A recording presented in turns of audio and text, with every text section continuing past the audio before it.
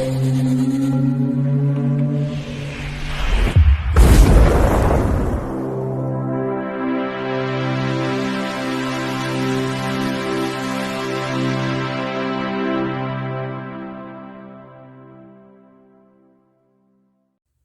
Bayek, it's me Ian, and in today's video I'm looking at this. This is Doomsday from 2008.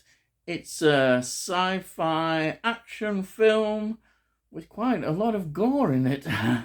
Yes, it's 108 minutes long, and it is 50% on the old Rotten Tomatoes. Yeah, the critics were, I don't think, over impressed. Some liked it, some, I think, felt it was disappointing. I can see that why, because this director, of course, well, he's been such a success in the two previous films, which we'll talk about in a minute. Well, you're going to guess anyhow. It was written by, yes, Neil Marshall. You know the name. And it was produced by Benedict Carver and Stephen Paul. And of course, it was directed by Neil Marshall. And Neil Marshall has done, well, he directed two of my very favourite films, which was Dog Soldiers 2002 and The Descent 2005. So, to follow up them, what was he going to do? Well, he was given a bigger budget. Yes, a lot bigger budget. Now, that's a very interesting point here about, is the bigger budget meaning you're going to get a better film? When two successful films on very small budgets, it's a very interesting look at, your feelings about this film. But I'll go into that, when I get further on. What we'll do is we'll go into the cast. Now, heading the cast is Rona Mitra. She plays Eden Sinclair, who's like a major army figure. She was in a film number 23, which was a Joel Schumacher film, yes, starring Jim Carrey. Very good film, actually. She was also, I think, known really in the Underworld series, in the Rise of the Lycans. She was in that. And Skylines, which is quite a popular film from 2020, that, yeah. And she is going to be in a film for 2024, a Red Sonja remake. Yeah, I didn't know they were remaking it, but yeah, I found out, and she's in that. That's coming up. Yes, next year. Right. Now, another name that just immediately stands out is Bob Hoskins. Well, he's in this film, playing Bill Nelson. It makes me wonder if Neil Marshall's a fan of Bebop Deluxe, because Bill Nelson is such a, fantastic musician. Anyhow, he probably isn't, but it's just a coincidence. But I rather like Bebop Deluxe. Anyhow, Bob Hoskins, what an actor. Sadly missed. He was in The Long Good Friday. The Long Good Friday from 1980 really put him on the map as a great performer in this great British gangster film from 1980. Wow, what a film that is. And a film that I absolutely love that he's in. In fact, it's one of my favourite films that I actually went to see at the cinema. I did see a lot in this sort of period, which was Mona Lisa from 1986. Something quite special about that film. That's another sort of underworld gangster kind of film. Michael Caine, incidentally, is in that. But Bob Hoskins is fantastic. Absolutely love that film. I didn't know this. He was in Brazil, 1985. That's got a massive cult following, Brazil. And of course, another film, again, that is extremely popular, it really is Who Framed Roger Rabbit from 1988. They're just highlights that I picked out. But with Bob Hoskins, he's good. He's there in this film, and he plays the boss of Eden Sinclair, Rona Mitra's character. Then we've got another face that you might recognise. Is David O'Hara. He plays Michael Canis. He was in Braveheart, 1995, Harry Potter and the Deathly Hallows, Part 1 from 2010. And a film that I always find interesting, I don't know why, it's not the greatest film, but it's good fun, is Cowboys and Aliens from 2011. Oh yeah, you can't help but like that. But then there's this major star as well in it. We've had Bob Hoskins. We've got Malcolm McDowell. Yes. What an actor. Just you look at his filmography and I'd be on hours talking about it, and his TV appearances. He's still working. He's very active, and what a legend he is. He plays Marcus Kane. Well, the films to point out are I think he's excellent. It's one of his earliest films. Is If. It's sort of a very anarchistic kind of public schoolboy rebellion film. And it's a fantastic film. That ought to get a lot more recognition. That's from 1968. But of course, the film that really made him known so much is Clockwork Orange, 1971. What a performance in that. Fantastic. And a film that I absolutely adore is Time After Time, 1979. The H.G. Wells film. Oh, yes. Yes, he plays H.G. Wells. And of course, a film that people perhaps always forget is Cat People. He's excellent in Cat People. And they're just films that I've pointed out that there's so many, but he's a great actor, but he's in here, gives another performance. Then we've got Alexander Siddig playing the Prime Minister Hatcher. You're saying, hey, who's he? Well, if you're a Star Trek fan, you're going, hey, yeah, I know who that is. He was in Star Trek Deep Space Nine from 1993 to 1999 as Dr. Bashir, yes. Wow, what a character he grew into throughout the Star Trek series, yeah. Very much liked, and he's in this film. Then we've got Adrian Lester playing Sergeant Norton, a face that you will recognise quite a lot. I think mainly because a lot of his TV and theatre work. A film that he was in, I noticed, was The Day After Tomorrow, 2004. But, you see his face, you think, oh, yeah, I know him. Yeah. So that's Adrian Lester. Then we've got, oh, yeah, no coincidence, Sean Pertwee pops up. It's not a big role, but he's there in this. He plays Dr. Talbot. Of course, he's the son of the wonderful John Pertwee, and he's great. I love Sean Pertwee as well.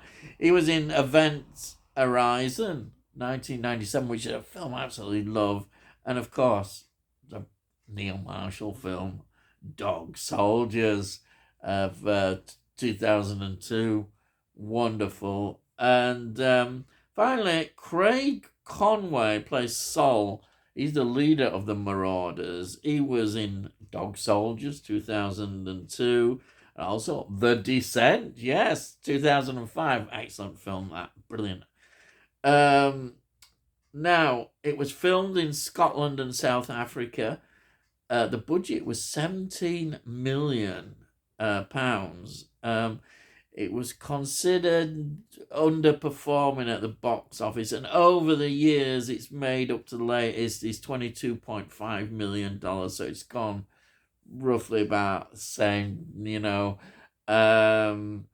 It wasn't really a success. You could even say it was a bit of a mad disappointment.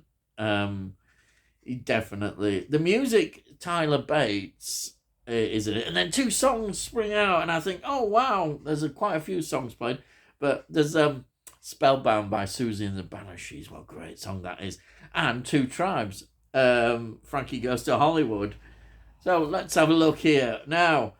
What is this film about? Now, it takes place in the future in 2035. Now, in Scotland in 2008, the Reaper virus came, and basically, Scotland was quarantined, and this deadly virus they didn't want spreading, and then they believed it took its toll in Scotland, and they've tried to find out if there were survivors, which they think there is survivors. So a team is sent from London, because London now, the virus has started to appear in London, and they sent a team led by Major Eden Sinclair and boss Bill Nelson, played by Bob Hoskins, sends her there with a group, of soldiers there to find out if there is any survivors. But of course, when the action starts to take place, we find that they come across there are 2 lots of survivors, which probably were immune. People who were immune. We've got these sort of marauders who are quite cannibalistic. They're not zombies. No, we haven't gone that far like in some other films, but they are marauders. They've got a punky kind of influence, you see. And then we've got these medieval knights. Oh, wow. That's led by Malcolm McDowell, not the Sex Pistols. Well, you could have the Sex Pistols there going. Yeah. So we've got Malcolm McDowell playing their leader, and he's excellent in it. He's not in a great deal, but he's in it enough, yeah. But there's these medieval knights. Oh, it's all exciting stuff. So from that, the film develops into this very sort of tense action film. That's what it is, really. It's full of set piece actions, and I think the influences are just, you see them all, the Mad Max influences, the 28 Days Later, 28 Weeks Later, even Escape from New York, 1981 John Carpenter film. She even has this patch over her eye at certain times. Excalibur, for the Knights, that's all 1981. Omega Man, even, these sort of apocalyptic societies, and even Waterworld, you could say, has that sort of feel about it. So the film is a mixture of all these things, and it's very enjoyable. It is very enjoyable. But if you were to say to me, which do you prefer? I prefer the other 2 films, definitely, above this. But I would watch this again. It's enjoyable. It's just that the other 2 films are so great that this one kind of feels a bit disappointing, because all this money has been thrown at it, and you kind of expecting even more. But there's some great set pieces. It's always entertaining, and you can just sit back and really enjoy it. And that's what it's all about. It's also very gory. So if you're into horror as well, you get a bit of that in. But obviously, previous films are a lot more horror based, where this is more sci-fi sort of. But it's all there. There really is some quite gruesome scenes. But I think, if you've not seen this film, it's well worth seeing, and you get a lot from it. You may not even agree with me, some people, but it's because I think those other 2 films them a lot. I love them a lot. Then you can see why I would feel like this, that it's not quite a step up at all from them, but it's a good, enjoyable film, and it's a film I will watch again, definitely. Yes, that's it. Just one little note of trivia. I'm going to show you the Blu-ray release, which came out in 2008. Now, This was Universal's first Blu-ray release, and they had backed the HD DVD, which of course lost the race to Blu-ray. So this is their first Blu-ray release. Here it is. Yes, there it is.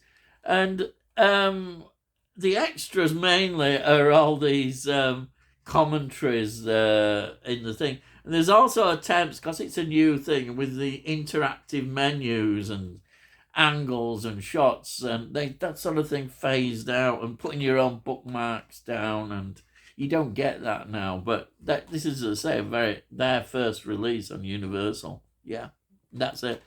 Inside, it's just, well, I showed you, didn't I, when I got it. It's a nice disc art, and that's a very good cover. Yeah. Anyhow, that's it. I finished. Yes, you're saying thank you for that. Yeah, right. So if you're new to the channel, please subscribe. Then we'll let you know when I produce these videos, and hopefully you might like them. Or you can look at playlists and see what I've done. Also, if you do like this video, please give it a like. It all helps the channel and gets in algorithms. Hopefully more people might enjoy what I do. And if you've got any comments, please put your comments down. I really love to read your comments. And I say, it all costs note. So, hey, by heck, nowadays, you can't say fairer than that, can they? Hey, you can't. Anyhow, all I've got to say is, I'll see thee again.